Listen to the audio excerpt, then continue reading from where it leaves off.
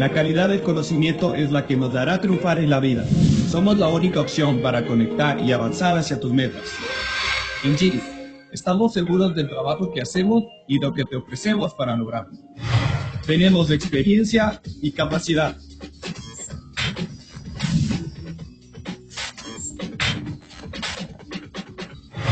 Mi potencial y mi visión es diferente. Por excelencia, mi decisión más inteligente en Giri.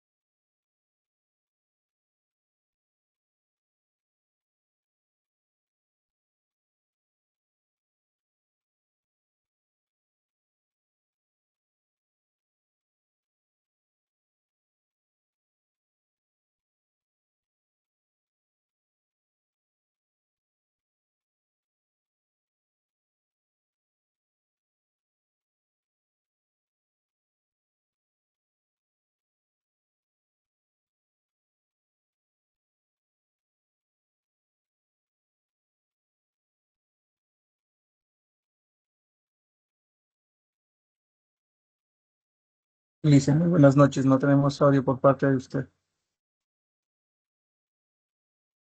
Estamos ahí. ¿Me escuchan? Sí, doctor, le escuchamos claramente. La licenciada Anaí está sin audio.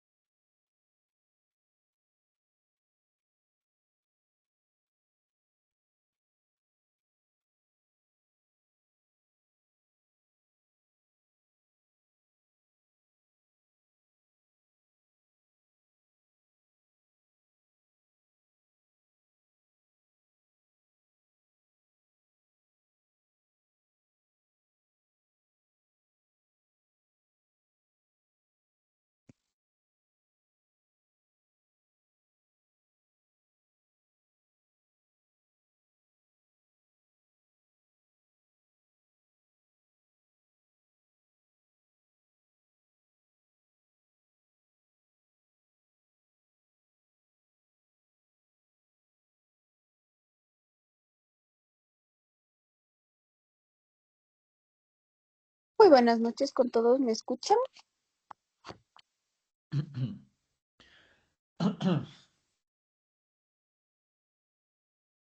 Sí, claramente. Muchas gracias, doctor. Voy a continuar, ¿sí?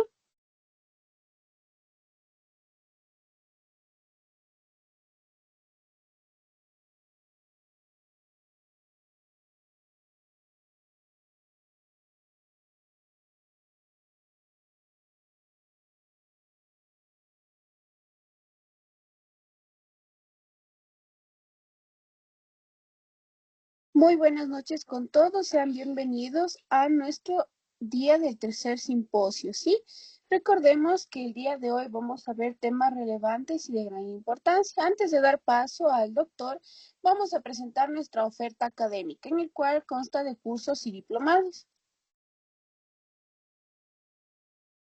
Nuestra primera oferta académica es el curso de Salud Pública de 6 programas de capacitación: BLS, Soporte Vital Básico; ACLS, Soporte Vital Cardíaco Avanzado; ALSO, Soporte Vital Avanzado en Obstetricia; PALS, Soporte Vital Avanzado Pediátrico; PHTLS, Soporte Vital Prehospitalario de Traumatizado; ATLS, Soporte Vital Avanzado en Trauma. Inicio de clases en julio, modalidad híbrida. Recibirás talleres presenciales en Quito, Guayaquil y Cuenca. Obtendrás certificaciones por 440 horas académicas. Recordemos que este curso es reconocido nacional e internacionalmente. Diplomado práctico teórico de colposcopía, tracto genital inferior y BPH. Fecha de inicio en mayo, modalidad semipresencial. Talleres prácticos en Quito, Guayaquil y Cuenca. 320 horas académicas. De igual manera reconocido el diplomado nacional e internacionalmente. Diplomado de quiropraxia, osteopatía y clínica con talleres de manejo de infiltraciones intraarticulares y de partes blandas. Fecha de inicio en mayo.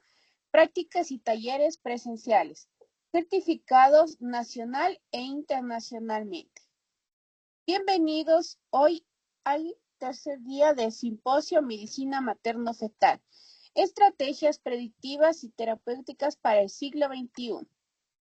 El día de hoy contamos con la grandiosa presencia del doctor Hugo Sánchez, ginecólogo obstetra y especialista en medicina materno-fetal, Woman Care Quito.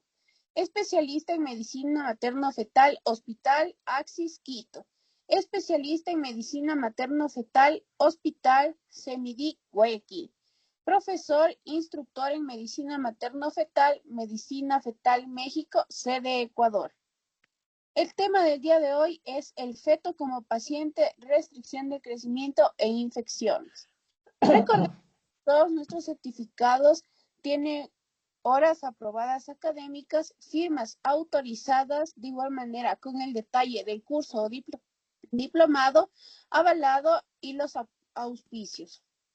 De igual manera, la certificación internacional tiene su tema y de igual manera sus firmas correspondientes. Nuestras asesoras académicas, como pueden ver en pantalla, pueden copiar el numerito de teléfono y ellas estarán disponibles para brindarles mayor información. Recuerden siempre buscarlos en las redes sociales como GIS Educación Continua, Facebook, Instagram, TikTok y YouTube. Bienvenido, doctor. El paso es suyo. Muchas gracias. Perfecto. Voy a compartir mi pantalla.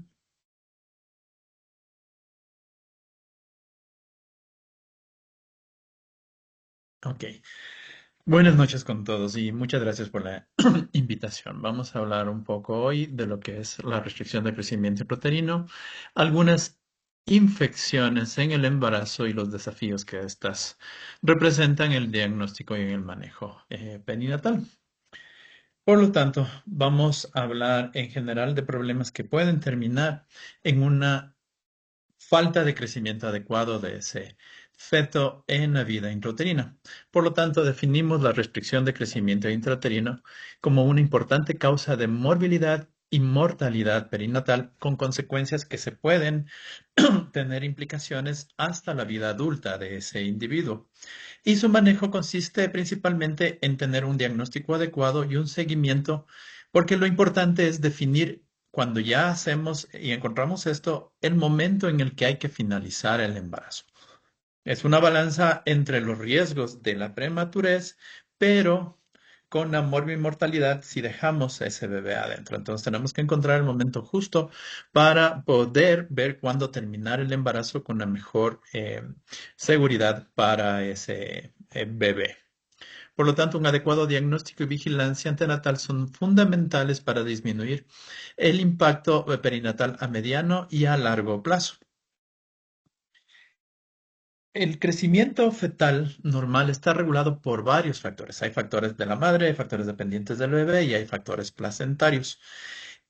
Cuando hay un equilibrio entre estos tres factores, se permite al feto obtener un crecimiento de talla y peso que está determinado por un potencial genético. Por lo tanto, tienen que funcionar siempre estas tres partes de estas tres patas de esta banca de manera adecuada. Cuando se presenta alguna alteración en cualquiera de estos, podemos empezar a tener problemas del crecimiento del bebé. Paralela a la morbilidad perinatal, existe la evidencia que se asocia a la restricción del crecimiento uterino con importantes alteraciones en la vida adulta, tanto metabólica o cardiovascular. Ahora ya sabemos que existe lo que se denomina programación intrauterina. Básicamente en nuestra vida nosotros somos alrededor de un 30% lo que está determinado en nuestros genes, un 30% lo que pasó mientras estamos en vida intrauterina y solo un tercio es lo que determina nuestra vida después del nacimiento. Por lo tanto, 2/3 partes de lo que del potencial que podemos alcanzar están determinados durante la etapa prenatal y el embarazo. Por eso es importante hacer un diagnóstico correcto de este tipo de patologías. Incluso en la infancia ya se han podido observar alteraciones en el desarrollo neurológico y cardiovascular de estos niños. Y las implicaciones de la vida adulta, por ejemplo, se sabe que los bebés que tienen restricción de crecimiento intrauterino, como están sometidos a una falta de nutrientes y algunos a una hipoxia crónica, son individuos que cuando sean adultos tienen más riesgo de desarrollar diabetes, de desarrollar trastornos hipertensivos y cardiopatías. Por lo tanto, es importantísimo diferenciar también entre varias cosas. Hay bebés que son pequeños y que no tienen restricción de crecimiento intrauterino. Ya vamos a ver las definiciones, pero no todo bebé que entra en la definición de peso fetal bajo es un bebé con restricción de crecimiento. Tenemos que diferenciar entre fetos que son constitucionalmente pequeños, que son pequeños para la edad gestacional, que pueden ser por algunos factores, inclusive genéticos, de la talla de la madre puede determinar esto, por ejemplo. O aquellos bebés cuyo potencial genético de crecimiento se ve limitado, es decir, ya es una enfermedad, ya es un problema patológico, y aquí tenemos la restricción de crecimiento fetal, que puede ser secundario a insuficiencia placentaria o a daño fetal o placentario intrínseco, por ejemplo, infecciones o problemas genéticos o cromosómicos. Y dentro de la clasificación de la restricción del crecimiento intrauterino tenemos varias cosas. Tenemos que ver si es severo o no, que este peso fetal restringido, perdón, cuando es menor el peso al percentil 3 del peso estimado para la edad gestacional, ya encontramos un diagnóstico de restricción de crecimiento intrauterino, sin ninguna otra cosa más. Y esto me da un peor pronóstico y aumento de la morbimortalidad perinatal.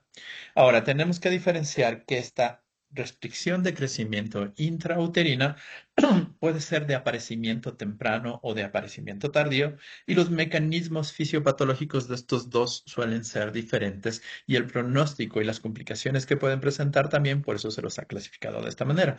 La restricción de crecimiento intrauterino temprana aparece antes de las 32 semanas y está estrechamente relacionada con prematuridad.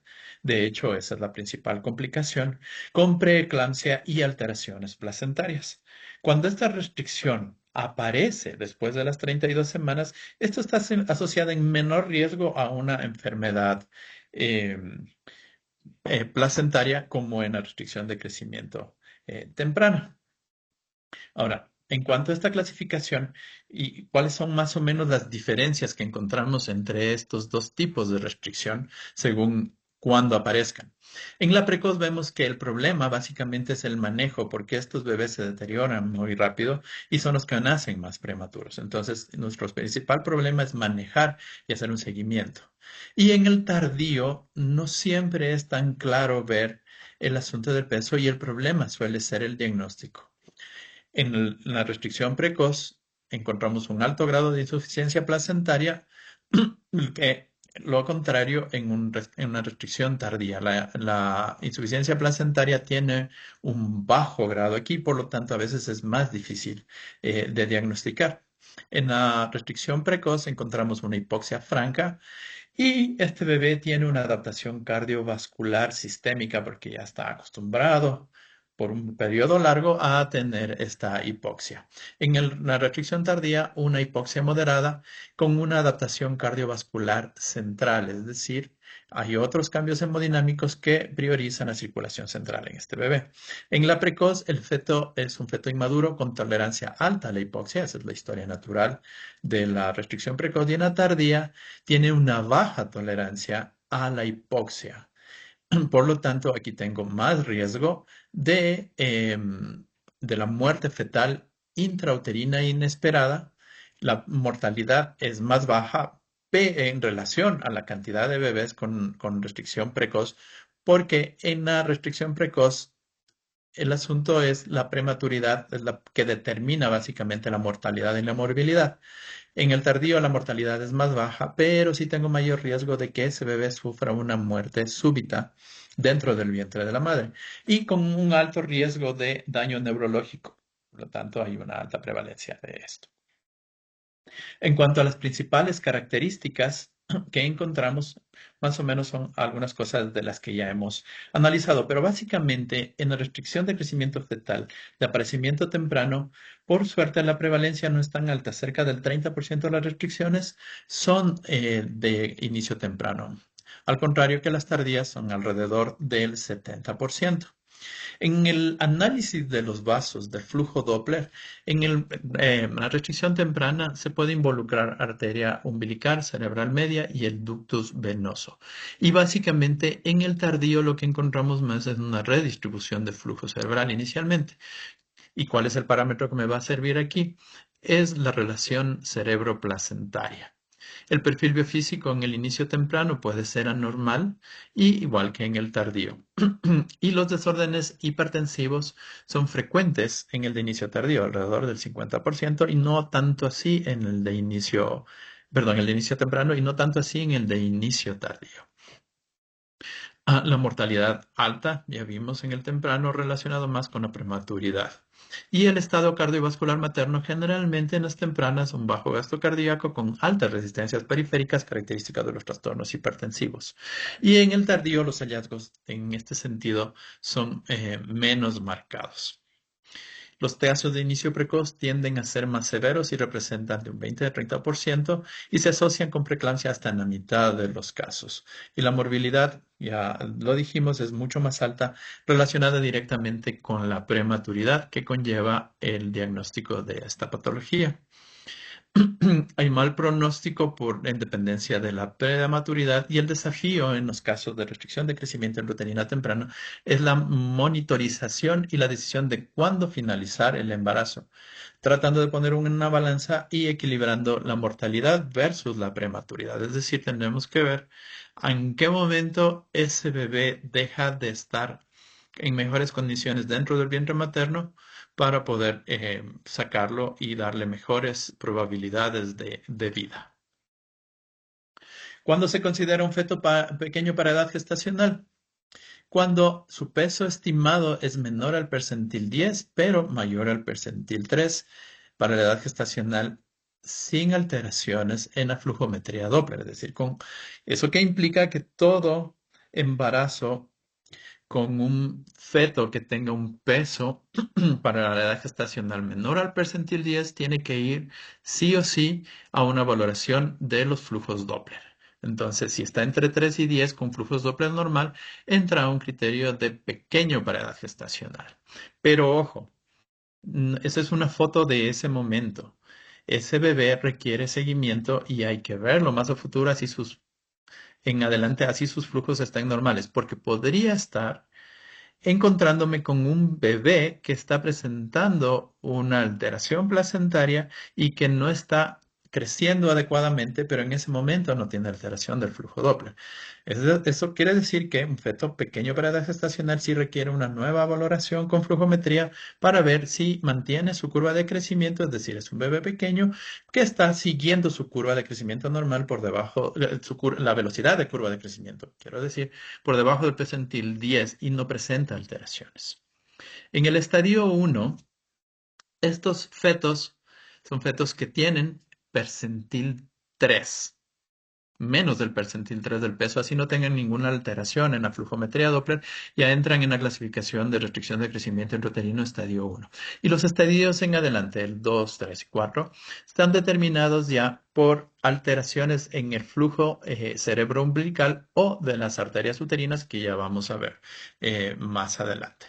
Ahora, es importantísimo, así parezca algo trivial, es importantísimo para el diagnóstico de esto tener una datación adecuada de la edad gestacional. Eso es súper importante. Si yo no sé con cierta precisión cuál es la edad gestacional de este embarazo, voy a estar probablemente clasificando mal a un bebé con un peso adecuado.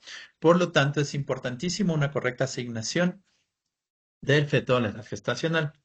Necesito también la estimación del peso a partir de las biometrías fetales, por lo tanto, las tomas para establecer la edad gestacional y el peso tienen que ser las adecuadas, y tenemos que calcular siempre el percentil. Todo tiene que ser percentilado. Estos son nuestros requisitos para poder tener un diagnóstico correcto. Ahora, ¿cómo datar la edad gestacional? Ustedes saben que lo más importante es tener una evidencia, si no tengo un FUN confiable, siempre una evidencia de ultrasonido con una medición adecuada antes de las 13 semanas, basado, si es posible, en la longitud cráneo-caudal, siempre y cuando sea menor de 84 milímetros. Y si no hay ninguna discordancia con la edad gestacional por fecha de última regla, pues nos podemos quedar con la fecha de última regla en adelante. Y si tengo una discordancia antes de las 13 semanas mayor a una semana mayor a 7 días, pues tengo que cambiar esa fecha y me quedo con edad gestacional por la longitud cráneo-caudal. Si esa longitud cráneo-caudal está mayor a 84 milímetros, pero tengo un diámetro biparietal menor a 60 milímetros, la datación la voy a hacer por el diámetro biparietal. Ahora, si ese diámetro biparietal es mayor de 60 milímetros y tengo una fecha de última regla que es confiable, pues y me coincide con el ultrasonido, voy a datar ese embarazo a través de la edad gestacional por la fecha de la última regla. Si el diámetro biparietal es mayor a 60 y la fecha de última regla no es confiable, tengo dos opciones ahí. Si ese diámetro biparietal es menor a 85 milímetros, tengo que datarla por el diámetro biparietal. Pero si es mayor de 85 milímetros, tengo que guiarme por el perímetro cefálico y la longitud del fémur, que son los que me van a dar en ese momento la edad gestacional. Recordando siempre que la edad gestacional va a ser menos precisa mientras más tarde es en el embarazo. Después de las 20 semanas voy a tener un error de más o menos 10 a 14 días inclusive. Importante lo que les decía, que tenemos que tener en cuenta la talla materna y el peso materno. Si esos pacientes miden menos de 1.5 metros o pesan menos de 50 kilos, pues vamos a probablemente a tener fetos con menor peso y tenemos que hacer una curva personalizada de crecimiento fetal, es decir, en cada visita a registrar y vamos viendo cómo va creciendo ese bebé. Y muy probablemente no vas a esperar bebés grandes en mamás que son muy bajitas o tienen peso bajo. Ahora, tenemos que ver cuál es el tipo de alteración que presenta a este bebé y el protocolo que vamos a hacer de seguimiento. Siempre vamos a usar el estudio Doppler, es nuestra base para poder hacer el diagnóstico y el seguimiento. ¿De qué vasos? De la arteria umbilical, de la arteria cerebral media, de la arteria uterina. Aquí no está el ductus venoso, pero también en dependencia de los casos también lo vamos a usar. Es importante hacer un índice creatinuria-proteinuria en estas madres que tienen bebés pequeños para descartar trastornos hipertensivos. Y en todos estos bebés chiquitos, pese a que ya hayan pasado un ultrasonido morfológico, es importante, si es su primer contacto con ellos, revisar la anatomía de ese bebé, porque podríamos encontrar alguna otra cosa. La valoración de la presión arterial materna, realizar una analítica completa y si esa relación cerebroplacentaria, perdón, si esa índice creatinuria-proteinuria está alterada, tenemos que hacer una proteinuria de 24 horas. Ahora hay protocolos también con proteinuria de 12 horas, que la sensibilidad y especificidad están muy, muy similares. Ahora, cuando ya tenemos el diagnóstico, que ya lo vamos a ver, es importante, como habíamos visto, saber que hay factores maternos, hay factores placentarios y hay factores fetales. Entonces, dentro de los factores fetales, siempre tenemos que estar pendientes de descartar que no se trate de algún problema genético o cromosómico de ese bebé. Por lo tanto, se aconseja estudio genético invasivo si se cumplen estos criterios. Se puede realizar un QFPCR o microarrays si tengo un crecimiento intrauterino restringido severo antes de las 24 semanas, es decir, menos de percentil 3 en bebés, menos de 24 semanas bien datados, se recomienda hacer un estudio cromosómico si no se hizo un estudio previo. Si es que tengo una restricción de crecimiento antes de las 28 semanas, y acompañado de marcadores ecográficos, excluidos los oligoamnios, que pueden ser alteraciones o los que se llaman marcadores blandos, como ausencia de hueso nasal, pliegue nucal aumentado, quiste de plexo coroideo, dilatación pielocalicial. o con biometrías en cuanto a longitud del fémur o perímetro cefálico menor a 3 desviaciones de estándar, se recomienda hacer un estudio invasivo.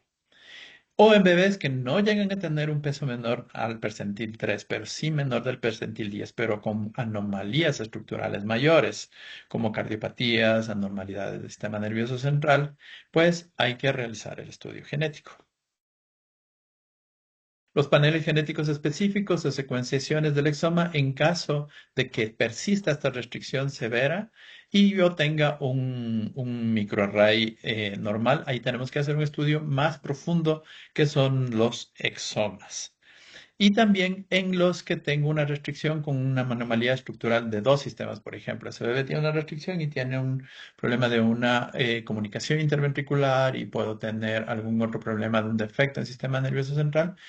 Ese bebé tiene que ir a un estudio más profundo, a una secuenciación, por ejemplo. También, si se presenta la restricción de crecimiento, pero sin signos de insuficiencia placentaria, pero con polidramios moderado a severo, hay que hacer un examen de secuenciación genética si es que ya se hizo un array y este resultó normal. Todos los embarazos con diagnóstico de restricción de crecimiento intrauterino antes de las 32 semanas tienen que ir a una neurosonografía. Recuerden que estos son estudios que se tienen que hacer en una cita diferente. No es que hago el eco, hago el diagnóstico y ahí mismo lo hago. Debería tener un tiempo exclusivo solo para esto, realizado por una persona, por supuesto, que esté capacitado para esto. También se debe realizar en aquellos casos de restricción con estadios 3 o 4 que requieran ya una finalización. Hay que hacer una valoración del sistema nervioso central para descartar lesiones adquiridas ya que fueran ya evidentes en los cortes axiales. Hay que hacer todos los cortes que se necesitan en una neurosonografía avanzada. Pero es importante transmitir la información a los progenitores de la no presencia ante parto. No exime que tenga o puedan aparecer lesiones después del nacimiento de este bebé. También estos bebés deben ir a una ecocardiografía fetal cuando tenemos restricción de crecimiento estadio 2, 3 o 4. Y en los estadios 1 iniciales, se intentará realizar una ecocardiografía alrededor de la semana 32-34. Cuando hay alteración del Doppler del ductus venoso también, es importante realizar una ecocardiografía fetal porque este es un Doppler que me está indicando que que puede haber una disfunción cardíaca. Entonces tenemos que descartar que se trate de un problema del corazón que no necesariamente está asociado a la restricción de crecimiento, pero recordar que los bebés que tienen restricciones severas eh, pueden tener cardiopatías o pueden tener falla cardíaca y esta falla cardíaca me puede dar problemas neurológicos. Por eso se recomiendan hacer estos dos tipos de exámenes en los bebés con restricción de crecimiento intrauterina. Ahora, dentro de la restricción de crecimiento intrauterina clásica debida o secundaria a patología placentaria, ¿cuáles son los estadios que encontramos acá? Entonces, el Doppler o el estadio restricción de crecimiento intrauterino, estadio 1, ¿cuáles son las características de estos bebés? Son bebés que tienen un peso fetal estimado con el percentil 3 o menor, pero con una relación cerebroplacentaria que está normal, disminuida en percentil 5, perdón, con un índice de pulsatilidad de la arteria umbilical mayor a 95 o un índice de pulsatilidad de arteria cerebral media menor a 5 o el IP de las arterias uterinas igual mayor al percentil 95. Con estos hallazgos los puedo clasificar como tipo 1. ¿Cuándo pasan a ser estos bebés a tener una clasificación de una restricción estadio 2? Cuando tengo un bebé con un peso menor al 10, pero con una alteración del flujo diastólico de la arteria umbilical mayor al 50% de los ciclos, siempre en un asa libre de cordón, porque la pulsatilidad de la arteria umbilical depende del lugar donde nosotros tomamos la muestra. Si estamos muy cerca de la inserción al feto, la pulsatilidad va a ser mayor, y si me acerco mucho a la inserción placentaria, la pulsatilidad va a ser menor. Lo ideal es tener un punto medio en las gestaciones, un asa libre, perdón, en las gestaciones simples. Y cuando tengo un flujo diastólico reverso en el istmo aórtico. Cuando tengo un Doppler tipo 3, cuando igual tengo un bebé con un percentil menor a 10, pero ya tengo un flujo diastólico reverso en la arteria umbilical, siempre en más de la mitad de los ciclos. O el IP del ductus venoso está mayor a 95. Y el Doppler tipo 4, cuando ya presenta un registro cardiotopográfico patológico con patrón o también patrón de desaceleraciones y un flujo diastólico reverso en el ductus venoso. Entonces van viendo la progresión del Doppler o del flujo de la arteria umbilical. Inicialmente aumenta la pulsatilidad, y conforme se va agravando, pues el flujo diastólico empieza a disminuir y llega a ser ausente y al final reverso. Igual que en el ductus venoso. Inicialmente aumenta la pulsatilidad y luego desaparece el flujo diastólico y al final se hace negativo, se hace reverso el flujo. En situaciones especiales que debemos tomar en cuenta siempre también cuando tenemos gestaciones en los gemelos, con restricción de uno de los fetos en embarazos con 2 placentas. Es importante eh, diferenciar y ver el potencial de crecimiento también en los embarazos gemelares. Ahora, ¿cuándo terminar el embarazo? En caso de fetos pequeños para la edad gestacional con estadio 1, la finalización va a ser a partir de las 37 semanas. Acuérdense que estamos hablando de embarazos bicoriales en este momento. No está contraindicado el parto vaginal, si se puede asegurar un buen control del bienestar fetal intraparto con los criterios para parto vaginal en embarazos gemelares. En crecimiento intrauterino en estadio 2, la finalización a partir de las 34 semanas, generalmente o se decide vía alta. En estadio 3, la finalización a partir de las 20, y en estadio 4 a partir de las 28 semanas. Generalmente no se deben cumplir estos tiempos porque el pronóstico suele ser malo, con un riesgo alto de mortalidad fetal si nos pasamos de estos tiempos. Ahora, en embarazos únicos, ¿cuál es el algoritmo que hay que seguir y cuál es la periodicidad de los controles, que es lo importante y para lo que nos va a servir la clasificación también? Entonces, en un feto pequeño para edad gestacional, mayor entre percentil 3 y 10, con un Doppler normal, pues el control va a ser cada 2 o 3 semanas y el nacimiento generalmente es a término. En el estadio 1, acuérdense la clasificación, el control va a ser cada 1 a 2 semanas.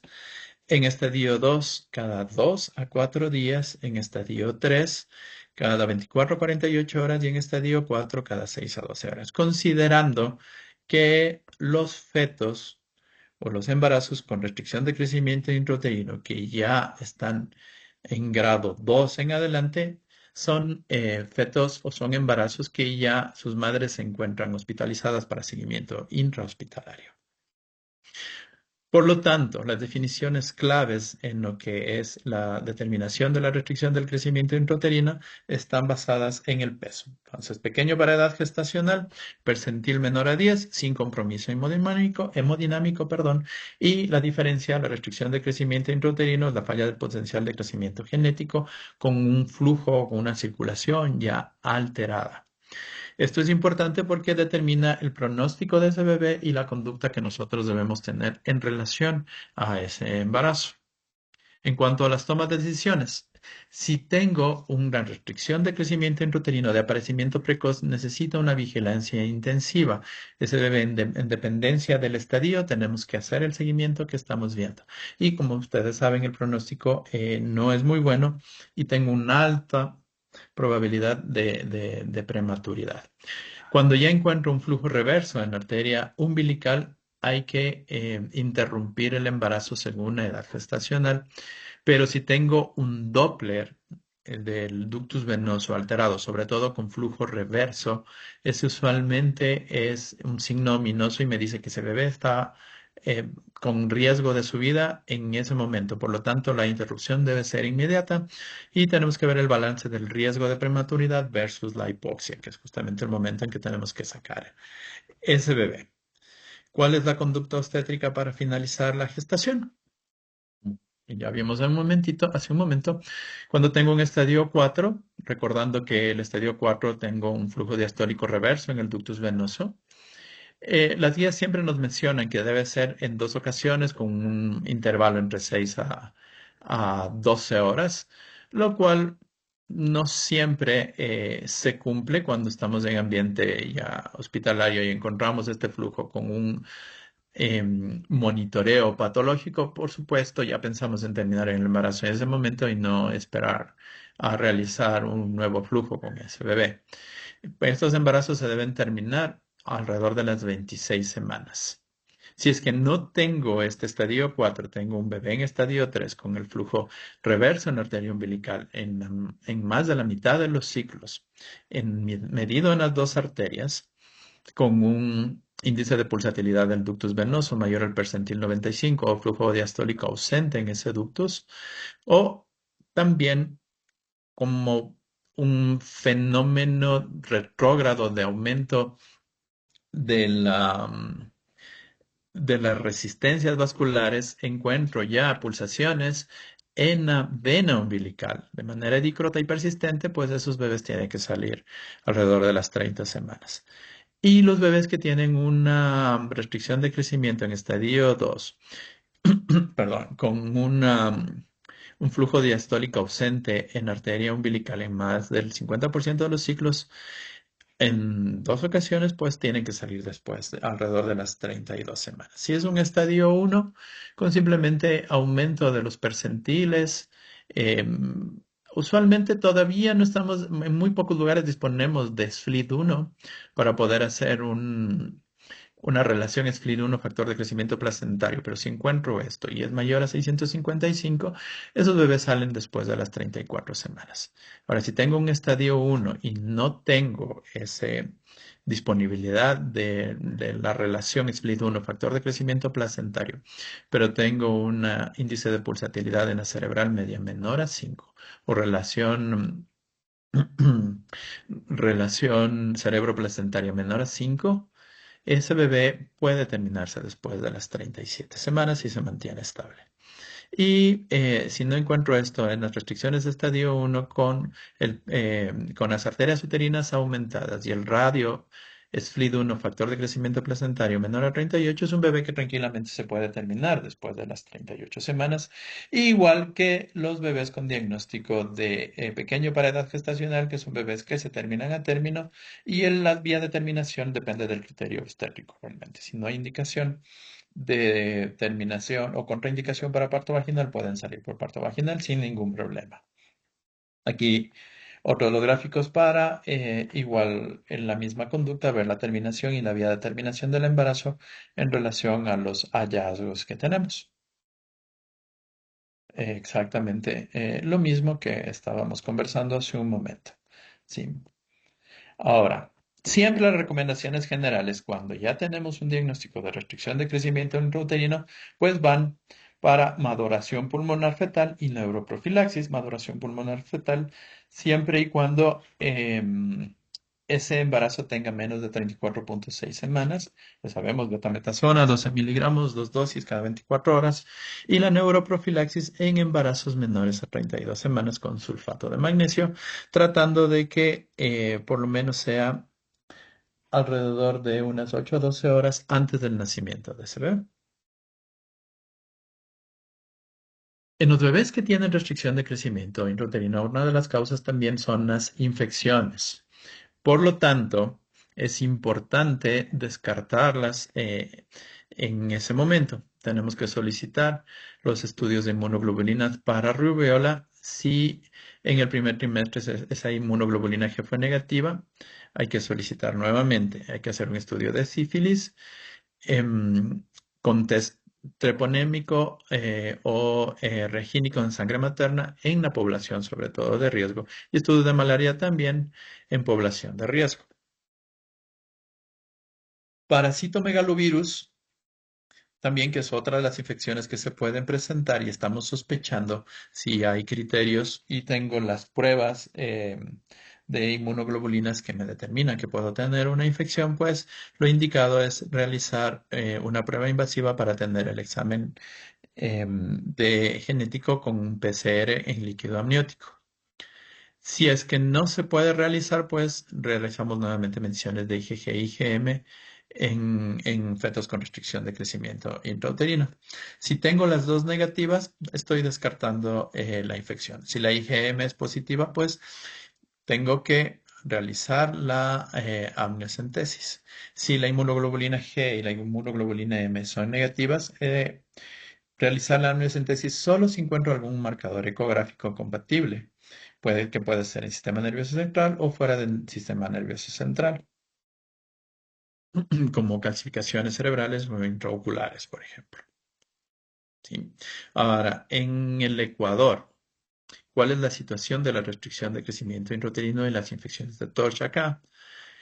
Son patologías que tienen una alta prevalencia, perdón, tenemos en general una alta prevalencia de desnutrición crónica infantil que probablemente está ligada a un diagnóstico no adecuado y seguimiento también desde antes del nacimiento de estos niños.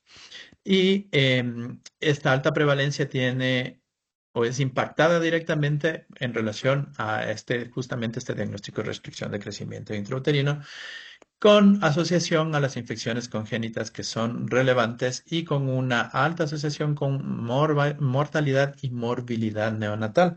Muchas veces desde el lado de la ginecología y obstetricia, nosotros nos olvidamos de qué pasa con esos niños en el posparto, pero tienen mucha afectación y una de las cosas que tenemos y que se está tratando de mejorar desde hace muchos años y hasta ahora no se logra justamente es luchar contra la desnutrición crónica infantil que empieza ni siquiera en el embarazo, sino en esas mujeres en edad fértil que están planificando un embarazo o que han tenido ya un embarazo sin ninguna planificación en dependencia de su estado de salud previo al embarazo. Empezamos muchas veces con desnutrición, malnutrición antes de, y eso va a impactar directamente en la desnutrición crónica infantil. El Ecuador tiene una de las tasas más altas de desnutrición crónica infantil en Latinoamérica. La prevalencia aproximada es entre el 20 al 25% en los niños menores de 5 años y por supuesto es mayor en las zonas rurales e indígenas y las provincias más afectadas generalmente son las de la Sierra Central. Hay un impacto fisiopatológico, perdón, en el embarazo por la disminución del aporte proteico calórico y la disminución de aportes de micronutrientes como el hierro, el zinc, ácido fólico y otros más. Esta desnutrición crónica infantil es secundaria a disfunción placentaria, restricción de nutrientes por parte de la madre y es un factor estructural aquí en el Ecuador. Según el INEC, la desnutrición crónica infantil afecta alrededor del 19% de los niños menores de 2 años y al 17.5% de los menores de 5 años, evidenciando una de las principales problemáticas de la salud pública del Ecuador que podemos ir cambiando incluso desde antes del nacimiento de esos niños. El mecanismo es una alteración en general del peso bajo para edad gestacional y restricción de crecimiento intrauterino. Se basa en una alteración de la placentación con una angiogénesis deficiente. Esto es parte también de las teorías del aparecimiento de la preeclampsia, que tenemos factores angiogénicos y antiangiogénicos que tienen un desequilibrio y hace que se generen menos vasos sanguíneos en la placenta y la invasión también de las arterias espirales es deficiente y eso nos lleva a una insuficiencia placentaria crónica que me va a causar un bajo peso al nacer, un aumento en la prematuridad, un aumento en la hipoxia crónica fetal, una mayor mortalidad neonatal secundaria a estos eventos. ¿Cuáles son las infecciones relevantes en relación a la alteración de crecimiento de los bebés? El TORCH, el Chagas, el Zika y la sífilis son dentro de los principales infecciones que tenemos que nos van a alterar el crecimiento de estos bebés. La primera que podemos ver es el Chagas, que me produce una transmisión por transmisión vertical y que me conduce a bajo peso a nacer, y es importante en zonas endémicas como la nuestra. Y ustedes saben que es causado por el Trypanosoma cruzi, con su vector, que es el Triatoma infestans o el chinche conocido como chinche besucón. Sí. Es endémica en las zonas rurales de la costa y Amazonía especialmente. Por lo tanto, pacientes que residen en esas zonas o que han tenido viajes em, dentro de 3 meses, o sea, antes del embarazo o ya embarazadas, tienen que entrar al tamizaje. La transmisión vertical está entre el 1 al 10%, y el mecanismo de daño es una invasión tisular del feto que puede producir miocarditis y un compromiso multisistémico. Afecta también a la placenta y produce una disminución crónica del flujo uteroplacentario. Por lo tanto, va a haber una restricción de crecimiento intrauterina, bajo peso al nacer, prematuridad, y pueden presentar insuficiencia cardíaca neonatal. Es importante acotar que la enfermedad de Chagas sí tiene tratamiento, pero el tratamiento con la medicación que está indicado no se puede dar en el embarazo porque el riesgo supera el beneficio. Y como la transmisión vertical no es tan alta, se puede esperar a que se termine el embarazo para dar tratamiento al neonato y a la madre por separado. En cuanto al virus del Zika, que fue relevante hace algunos años por un brote importante que se originó en Brasil, las principales consecuencias de este son microcefalia, restricción del crecimiento intrauterino y alteraciones neurológicas severas. Se encuentra en zonas tropicales de nuestro país y es un virus neurótropo que destruye las células progenitoras neuronales, provocando también una inflamación placentaria y una insuficiencia. Las consecuencias, como son crónicas, tenemos una restricción de crecimiento intrauterino simétrico, pero la principal característica aquí es la microcefalia, y podemos encontrar calcificaciones intracraneales y una restricción global del desarrollo neurológico. En el 2015-16, lo que les mencionaba, el brote que hubo de Zika, que nos alertó, y hubo una afectación importante de los embarazos, y aprendimos un poco más sobre este virus y el manejo en ese tiempo. Entre los fetos que fueron expuestos, hubo pérdidas de embarazos en alrededor del 14% de las pacientes embarazadas compatibles con un síndrome congénito de Zika. Estuvieron presentes en el 21% de ese caso. Perdón. Sí se han encontrado partículas del Zika virus en la leche humana, pero la lactancia materna no está contraindicada, puesto que el riesgo-beneficio es mejor hacia permanecer o mantener la lactancia en estas pacientes embarazadas. El riesgo global de defectos congénitos o muerte fetal está en alrededor del 5%, pero varía en función del trimestre, siendo las afectaciones mayores durante el primer trimestre. Alrededor del 8% de estos embarazos en el primer trimestre presentan síndrome de Zika congénito, que por supuesto es más grave.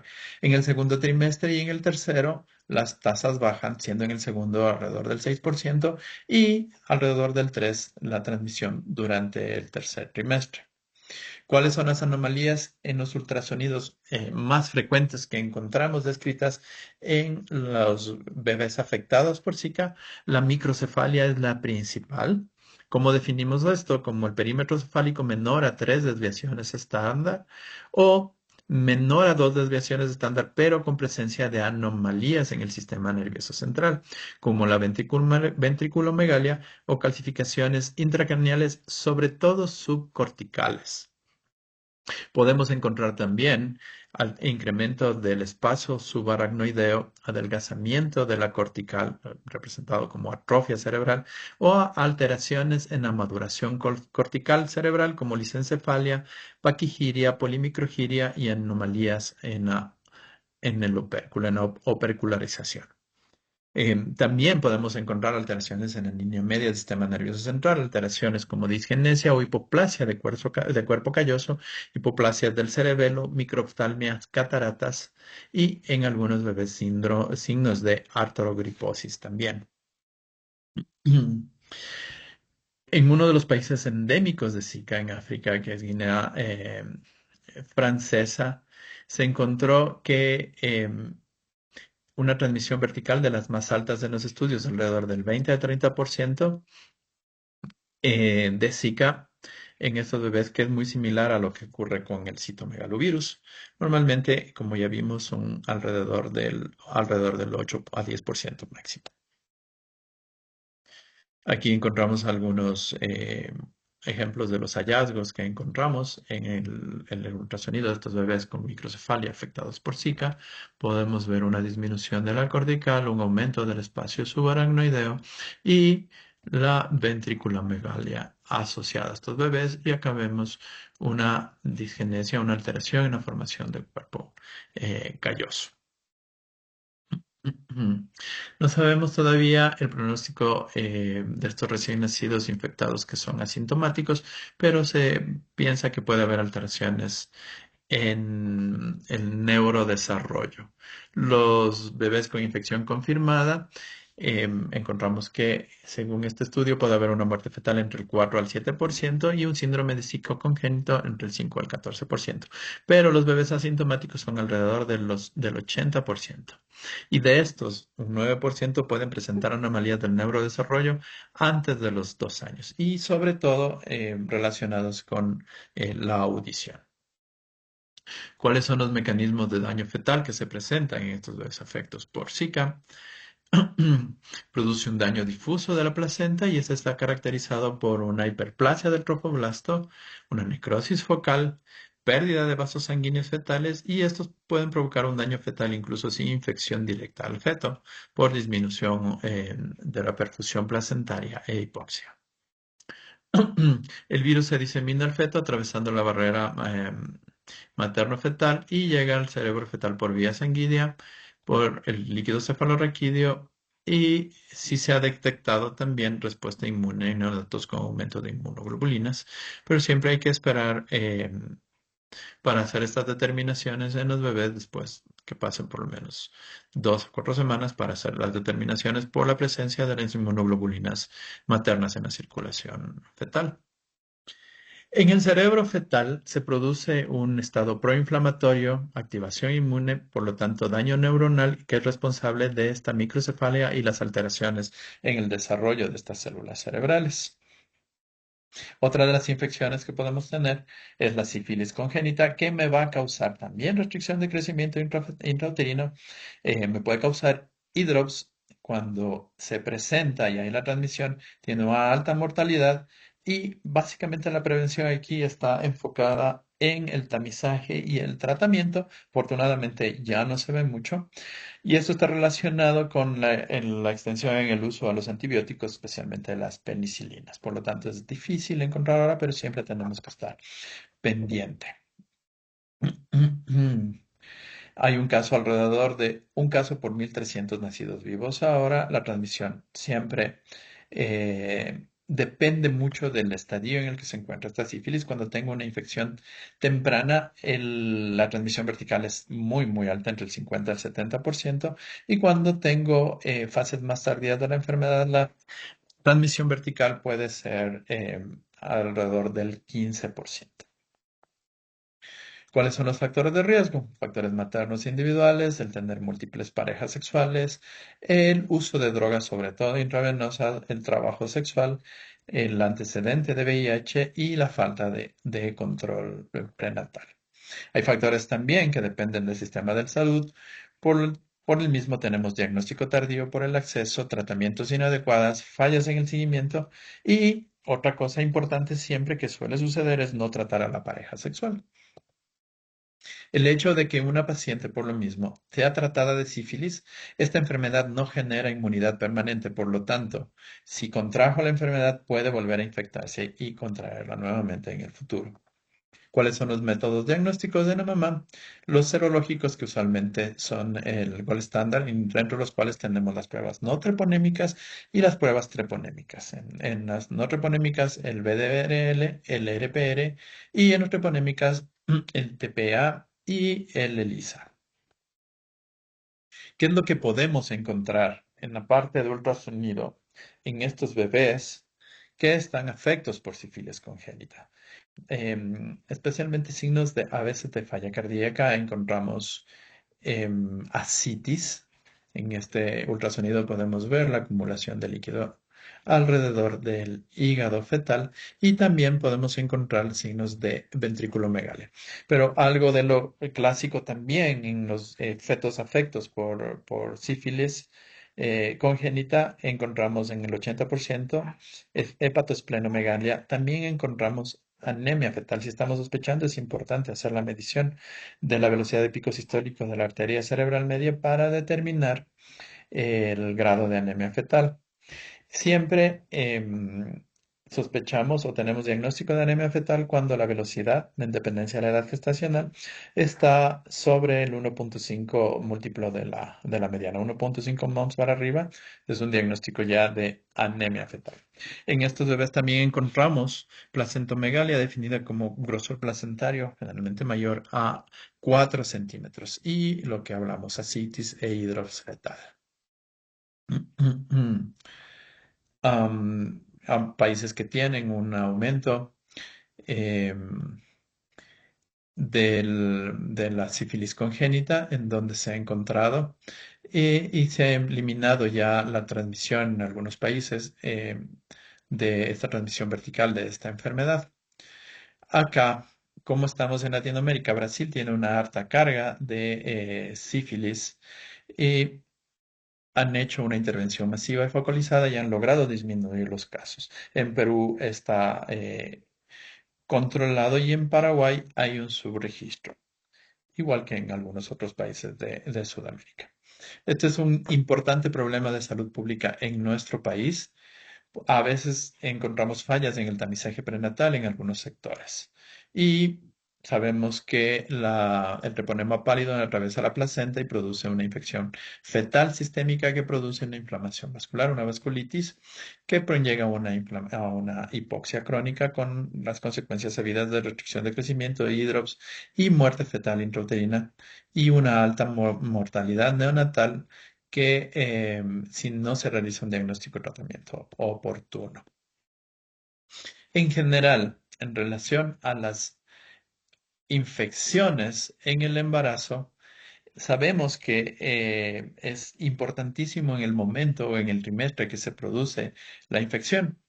Si estas infecciones, cuando se adquieren y se producen, la madre las adquiere durante el primer trimestre y se produce la transmisión vertical, pues por supuesto tienen mayor teratogenicidad.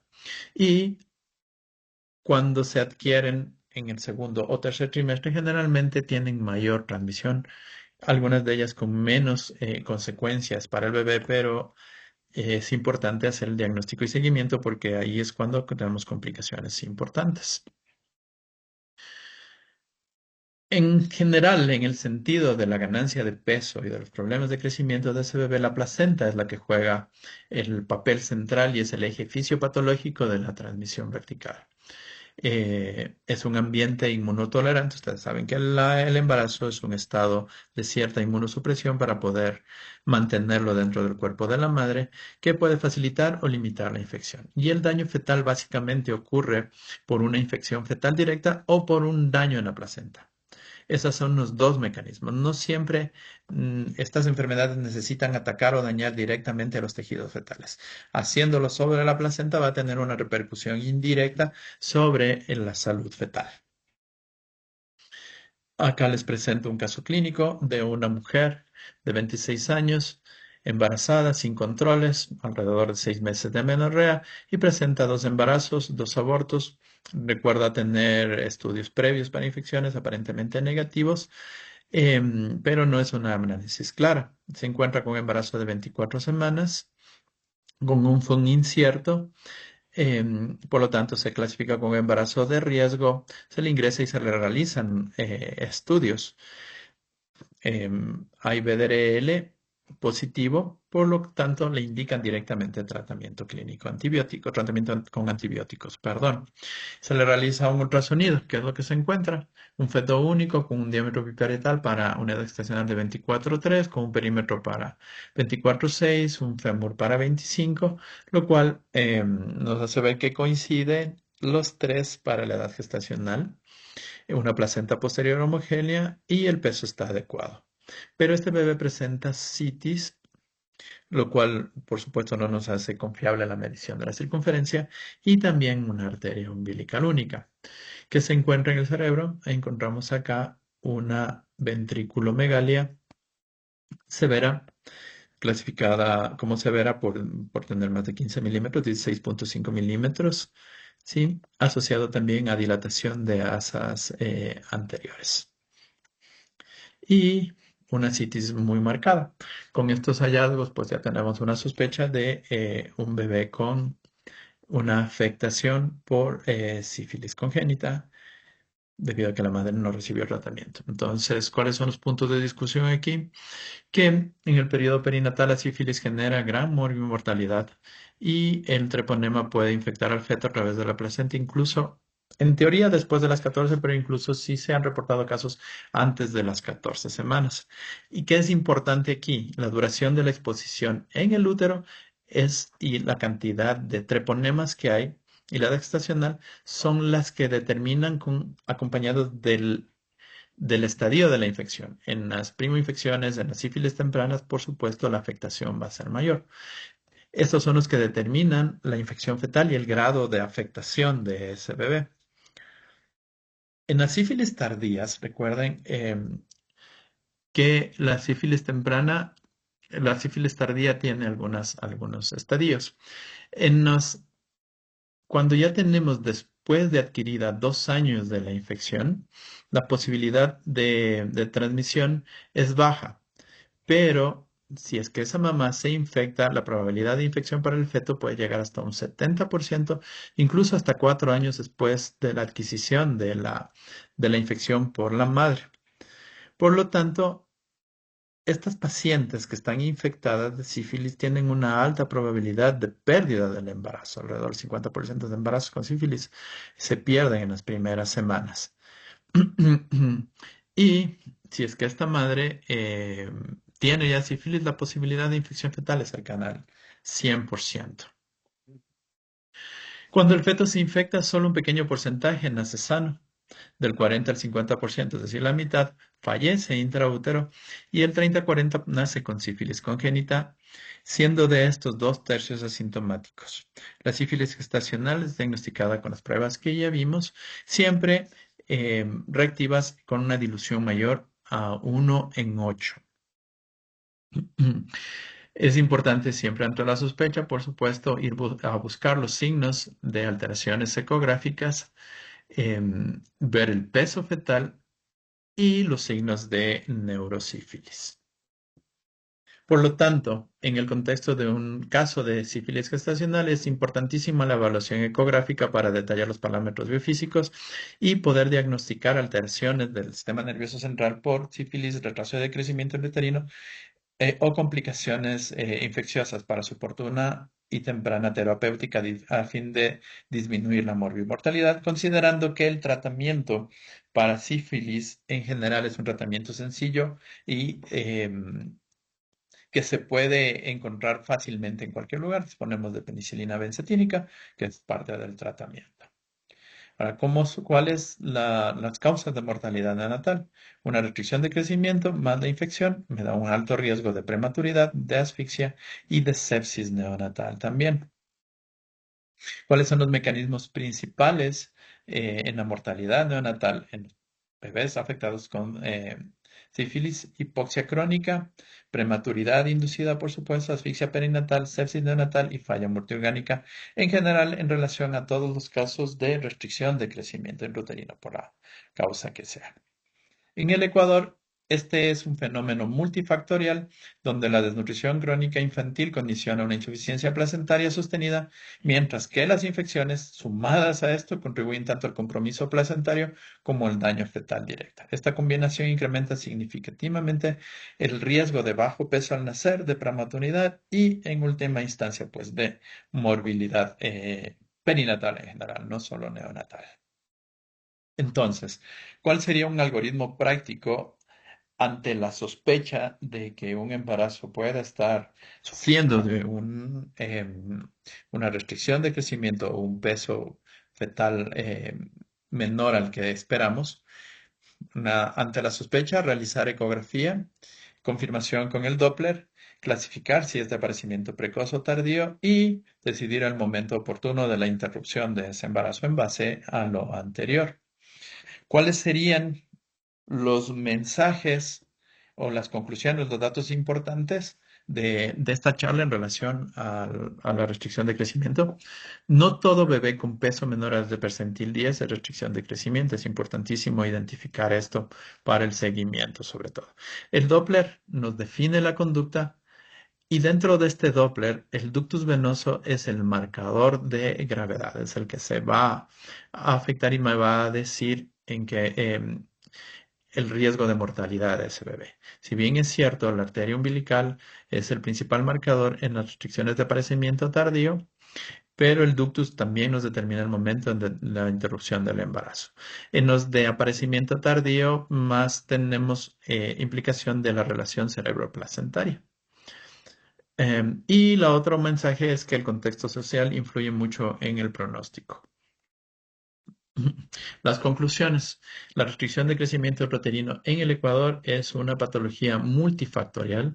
El Doppler, por lo tanto, la capacitación en la realización de ultrasonido y el afinamiento en el uso de las técnicas Doppler es una herramienta clave.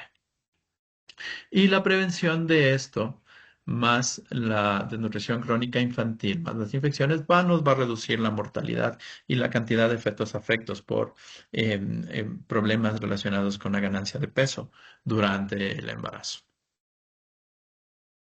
Eso es todo lo que les tenía que decir, así que les agradezco mucho y estoy abierto a preguntas que tengan. En nombre de GIS Educación Continua y de la Corporación Educativa BQC, expresamos nuestro más sincero agradecimiento, doctor Hugo Sánchez, por su valiosa ponencia y por compartir sus conocimientos y experiencia con todos los participantes. Su aporte ha sido contribuido significativamente al fortalecimiento académico y profesional de nuestra audiencia, enriqueciendo este espacio de aprendizaje y actualización. Ahora abrimos un espacio para atender las preguntas y comentarios de la audiencia. Los invitamos a compartir sus inquietudes a través del chat. Con gusto responderemos y profundizaremos en los aspectos que consideren de mayor interés. Bueno, estimado doctor Hugo, la primera pregunta que está en el chat es la siguiente. ¿Cuál es la causa más frecuente de restricción de crecimiento fetal? La causa más frecuente están relacionadas con trastornos placentarios, puesto que la mayoría de bebés que me presentan este tipo de restricción es secundario a una insuficiencia placentaria. Parte de las herramientas que tenemos ahora son las herramientas de predicción y ustedes saben que hacemos el screening de trisomías, de problemas cromosómicos, pero también el de preeclampsia entre las 11 y las 13 semanas y ahí medimos el índice de pulsatilidad de las arterias uterinas, entre otros marcadores más, y con las calculadoras podemos ya determinar un riesgo de restricción de crecimiento también, no solo de preeclampsia en esos bebés. Pero una de las principales causas es la alteración placentaria, básicamente. Listo. La siguiente pregunta que tenemos en el chat es, ¿cómo pueden las infecciones congénitas afectar al feto? Ya vimos de dos maneras, indirecta o indirectamente. La afectación fetal puede ser directa a través del patógeno que está causando esto, como en sífilis, como en Zika, como en citomegalovirus, por destrucción y daño tisular del bebé, del sistema nervioso central, o afectaciones cardíacas también, y de inflamación en general y destrucción de tejidos en general. Esa es una de las cosas. Pero si esta infección no logró llegar al bebé y no logró afectar los tejidos fetales, sí me puede dañar la placenta, y a través de la placenta voy a tener una repercusión por un flujo disminuido crónico durante el embarazo que me va a afectar el peso, en dependencia también de qué tanto se dañó esa placenta. Entonces, esos son los dos mecanismos, y puedo tener presentes los dos. Por supuesto que me van a dar afectaciones más graves con mayor riesgo de mortalidad fetal. Listo. Como tercera pregunta tenemos, ¿cuál es la principal diferencia entre un feto pequeño por la edad gestacional y un feto de restricción de crecimiento fetal?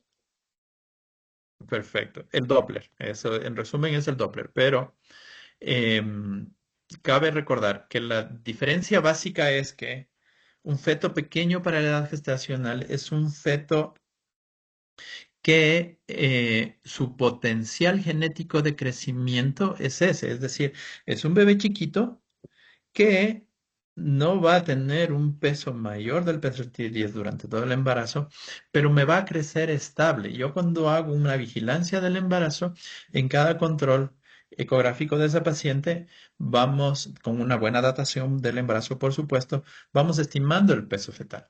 Y en cada uno de los controles, ese peso se va graficando en una curva de crecimiento, y yo tengo que seguir esa curva de crecimiento. Básicamente, un bebé pequeño para edad gestacional va a seguir ese patrón de esa curva de crecimiento, por lo tanto va a crecer y va a ganar peso dentro de lo esperado para él. Un bebé con restricción de crecimiento intrauterino es un bebé que no tiene un aporte adecuado de sangre a través de una placenta, que tiene un problema. Eso es básicamente la diferencia. En el uno, la placenta está bien, pero es un bebé que genéticamente es chiquito. ¿Sí? Por los padres. El otro es un bebé que tiene un potencial de crecimiento mucho mayor, pero que tiene o una alteración por infección o una alteración en la placenta, sea por infección, sea por trastornos placentarios intrínsecos que me determinan un trastorno hipertensivo, que va a hacer que no crezca como debería o estaba planificado por esos genes crecer. Y por lo tanto me va a presentar un crecimiento muy bajo, es decir, ya menor percentil 3 sin ninguna otra cosa más, es restricción de crecimiento. O una alteración en la circulación. Los cambios que se producen tienen algunas secuencias. Primero se me alteran las uterinas, después se me altera la arteria umbilical, luego la cerebral media, perdón, cerebral media, umbilical, luego ductus. Entonces van de atrás hacia adelante. Entonces, ese bebé no me crece adecuadamente y tiene una alteración en su circulación. Básicamente, ¿qué es lo que sucede? Como no me llega sangre adecuadamente a todos los tejidos de ese bebé, cuando eso es crónico, cuando ha pasado a lo largo de casi todo el embarazo, ese bebé me crece mucho menos de lo que debería. Y ahí tenemos las alteraciones que se llamaban restricción de crecimiento intrauterino simétrico, es decir, todo el bebé es chiquito. Ahora, si eso pasa ya después de las 32, en esas restricciones tardías, el cuerpo del bebé, ¿qué es lo que va a hacer el cerebro? Va a priorizar su circulación. Entonces, primero, si no hay mucha afectación, va a haber una vasodilatación de los vasos en el cerebrito del bebé, y esa cabeza del bebé va a crecer todavía un poco más que el resto del cuerpito. Por lo tanto, voy a tener unos datos de una cabecita más grande con una circunferencia abdominal y un fémur más corto. Esas son las restricciones que se conocían como asimétricas o tardías. Entonces, básicamente la diferencia es el uno es un bebé que está normal, que simplemente es un poco más pequeño, tiene un peso más bajo, pero crece bien sin alteración en la circulación. Y el feto con restricción de crecimiento intrauterino es un bebé que tiene un crecimiento muy por debajo de lo esperado, con alteraciones ya en su circulación. Listo, muchas gracias por su respuesta, estimado doctor. La siguiente pregunta que tenemos en el chat es, ¿de qué manera la infección por Treponema pallidum durante el embarazo puede afectar el crecimiento y desarrollo fetal? Ya, bueno, ya lo conversamos. Básicamente se produce una infección a todos los tejidos fetales y se produce una vasculitis, una inflamación de los vasos sanguíneos que va a determinar una destrucción de, algunos vasos, no solo en el bebé, sino en la placenta, y esto va a hacer que hay un crecimiento menor de esas células y un aporte menor de flujo sanguíneo a través de esa placenta, y eso va a determinar un crecimiento fetal disminuido. Muchas gracias, doctor. Hemos llegado al final de este simposio. En nombre de GIS Educación Continua y la Corporación Educativa BQC, agradecemos profundamente a todos los participantes por acompañarnos y ser parte de esta enriquecedora jornada académica. Extendemos un especial reconocimiento y agradecimiento, estimado doctor Hugo, por su valiosa ponencia, su dedicación y por compartir generosamente sus conocimientos y experiencia con nuestra audiencia. Asimismo, les recordamos que pueden comunicarse con nuestras asesoras para obtener información sobre próximos eventos, certificaciones y programas de formación continua. El conocimiento crece cuando se comparte y se transforma en acción. Muchas gracias por su participación y esperamos encontrarnos nuevamente en futuras actividades académicas. Muchísimas gracias. Una buena noche.